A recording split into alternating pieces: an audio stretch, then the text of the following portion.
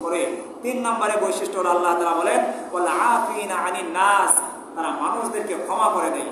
কেউ যখন আপনার সাথে, আমার সাথে, আমাদের সাথে অন্যায় করে, জুলুম করে, তখন ক্ষমা করে দেওয়া, এটা হলো মুত্তাকিদের দ্বিতীয় একটা বৈশিষ্ট্য।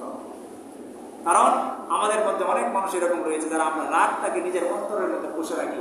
10 বছর আগে কে কি করছিল সেটা মনের মধ্যে পুষতে পুষতে 10 বছর পরে যখন সুযোগ আসে সেটা আমরা বদলা নিই।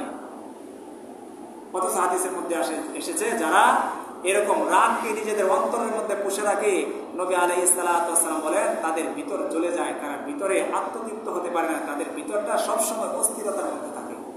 শুধু তাই নয়, নবীজি বলেন যারা ক্ষমা করতে জানে আল্লাহ পাক রব্বুল আলামিন তাদের মান, তাদের সম্মান, তাদের মর্যাদা অনেক গুণে বাড়িয়ে দেন। অন্যকে ক্ষমা করা এটা অনেক বড় একটা গুণ, কারণ আল্লাহ পাক রব্বুল আলামিন নিজে ক্ষমাশীল এবং নিজে বান্দাদেরকে ক্ষমা করতে পছন্দ করেন। প্রকৃতপক্ষে দেখেন আমরা সবাই অপরাধী, যার কারণে আমরা সবসময় আল্লাহ পাকের কাছে কি চাই? ক্ষমা চাই। কিন্তু আমি আপনি আল্লাহ পাকের কাছে ক্ষমা চাই, অথচ আমার আপনার সাথে কেউ যখন অন্যায় করে আমি আপনি তাকে ক্ষমা করতে পারি না। আমি আপনি যদি অন্য কাউকে ক্ষমা না করতে পারি, আল্লাহ পাকের কাছে ক্ষমা চাইলে আল্লাহ পাক কিভাবে আমাদেরকে ক্ষমা করবেন? সুতরাং নিজের মধ্যে ক্ষমা করার সেই গুণটা আগে নিয়ে আসতে হবে, মাফ করার সেই গুণাগুণটা নিজের মধ্যে আগে নিয়ে আসতে হবে। কেউ যখন আমার প্রতি জুলুম করে, কেউ যখন আমার প্রতি আপনার প্রতি অত্যাচার করে, তাকে ক্ষমা করতে শিখুন। আল্লাহ পাক রব্বুল আলামিন আপনার গুনাহগুলোকে ক্ষমা করে দিবেন। এই জন্য তো আমরা লাইলাতুল কদরের রাতে পড়ে থাকি আল্লাহুম্মা ইন্নাকা আফুউন কারীম তুহিব্বুল আফওয়া ফাআফু আন্নী, যে হে আল্লাহ আপনি ক্ষমাশীল, আপনি ক্ষমা করতে পছন্দ করেন, সুতরাং আপনি আমাদের জীবনের সমস্ত গুনাহটাকে মাফ করে দেন। এই জন্য মোহতারাম হাজরিন, কেউ যখন আমাদের সাথে অন্যায় করে ফেলবে, জুলুম করে ফেলবে, সাথে সাথে আমরা সেই ব্যক্তিটাকে ক্ষমা করে দেব। নবী আলাইহিস সালাতু ওয়াস সালাম জীবনে অনেক জুলুমের শিকার হয়েছেন, অনেক অত্যাচারের শিকার হয়েছেন।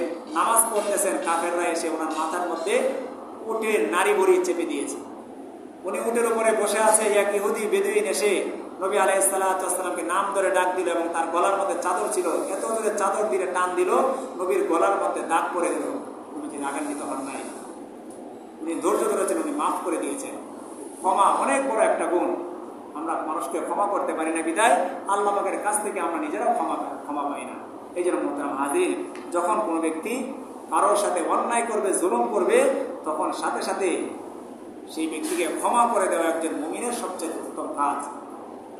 নবী আলাইহিস সালাতু ওয়াস সালাম এক মজলিসের মধ্যে, এক সমাবেশের মধ্যে বললেন যে কিছুক্ষণ পরে একজন লোক তোমাদের সমাবেশের মধ্যে, তোমাদের এই মজলিসের মধ্যে আগমন করবে, আর সেই ব্যক্তিটা হবে জান্নাতি। তার ব্যাপারে আল্লাহ তাআলা জান্নাতের ফয়সালা করেছে। কিছুক্ষণ পর দেখা গেল একজন আনসারী সাহাবী এসে নবীজির মজলিসে বসলো। আবার কিছুদিন পরে আরেক মজলিসের মধ্যে নবীজি ঠিকই এই কথা বললো যে এই মুহূর্তে একজন লোক আসবে, যে লোকটা জান্নাতি। আবার কিছুদিন পরে আরেকটা মজলিসের মধ্যে নবীজি বললো এই মুহূর্তে তোমাদের এই মজলিসের মধ্যে এমন একজন লোক এসে বসবে, যে লোকটা, যে সাহাবীটা আল্লাহ পাকের জান্নাত অর্জন করে ফেলেছে। দেখা গেল যে সেই একই ব্যক্তি বারবার এই 3টি মজলিসের মধ্যে এসে উপস্থিত হয়েছে। তো আল্লাহ নবীর অন্যতম এক সাহাবী আব্দুল্লাহ ইবনে আমর ইবনুল আস, উনি বললেন যে আসলে এই সাহাবীর বিশেষ কি গুণ, যে গুণের কারণে আল্লাহ তাআলা তার জান্নাতের ফয়সালা করেছে। ওনার মনের মধ্যে কৌতূহল জাগলো, আগ্রহ জাগলো। উনি কি করলেন, হঠাৎ করে একদিন ওই আনসারী সাহাবীর বাড়িতে গিয়ে হাজির হলো এবং বলল যে আল্লাহ নবীর সাহাবী, আমি আপনার বাড়িতে 3 দিনের জন্য মেহমান হতে চাই।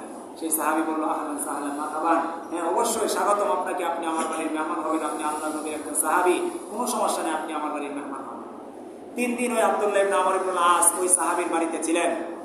3 দিন পরে উনি যখন বিদায় নিয়ে চলে আসবেন, উনি ওই সাহাবীকে, আনসারী সাহাবীকে বলতেছেন যে ভাই, আল্লাহ নবী তো আপনাকে জান্নাতের সার্টিফিকেট দিয়েছে, কিন্তু আমি এই 3 দিন আপনার সাথে ছিলাম, এরকম কোনো বিশেষ আমল আমি আপনার মধ্যে লক্ষ্য করি নাই, দেখি নাই, যে আমলের কারণে আপনি জান্নাতি হতে পারেন। দেখলাম আপনি তাহাজ্জুদ করেন, নামাজ পড়েন, দান সদকা করেন, এই আমলগুলোতে আমরা সচরাচর সর্বদাই করি, কিন্তু আপনার এমন কি বিশেষ আমল রয়েছে যে আমলের কারণে আল্লাহ নবী আপনাকে 1 বার নয়, 2 বার নয়, 3 বার 3টা মজলিসের মধ্যে জান্নাতের গ্যারান্টি দিয়েছে, কি এমন আমল আপনি করেন?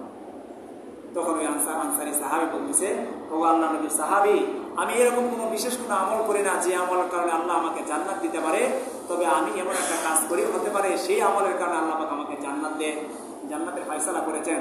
সেই আমলটা হলো, আমি যখন সারাদিনের কাজ শেষে রাতের বেলা ঘুমাতে যাই, যখন আমি বিছানায় শুয়ে পড়ি, তখন আমি কারো উপরে কোনো অভিযোগ রাখি না। সারাদিন যত মানুষ যত ধরনের অন্যায় আমার উপরে করেছে, জুলুম করেছে, আমাকে কষ্ট দিয়েছে, সমস্ত মানুষকে আমি ক্ষমা করে দিই। সুবহানাল্লাহ। সমস্ত মানুষকে আমি মাফ করে দিই, কারো ব্যাপারে আমার অন্তরের মধ্যে কোনো রাগ, গুসা, ক্রোধ, অহংকার, বিদ্বেষ কোনো কিছু আমার অন্তরের মধ্যে রাখি না। সমস্ত মানুষকে আমি ক্ষমা করে দিয়ে প্রশান্ত চিত্তে আমার দিলটাকে আরাম চিত্তে আমি ঘুমিয়ে যাই। হতে পারে আল্লাহ পাক এই আমার কাজটাকে পছন্দ করেছে, যার কারণে আমার জন্য জান্নাতের ফয়সালা করেছে। সুবহানাল্লাহ। তাহলে মুহতারাম হাজির, এই যে ক্ষমা করা একটা বিশেষ গুণ, মুত্তাকিনদের প্রথম গুণ বলেছিলাম, যারা আল্লাহ পাকের রাস্তায় সর্বদাই সচ্ছলতা এবং অসচ্ছলতা অবস্থায় দান করে এবং রাগের সময় নিজেকে কন্ট্রোল করতে পারে। এবং 3 নম্বরে বলেছে আল আফিনা আনিন নাস, যারা মানুষ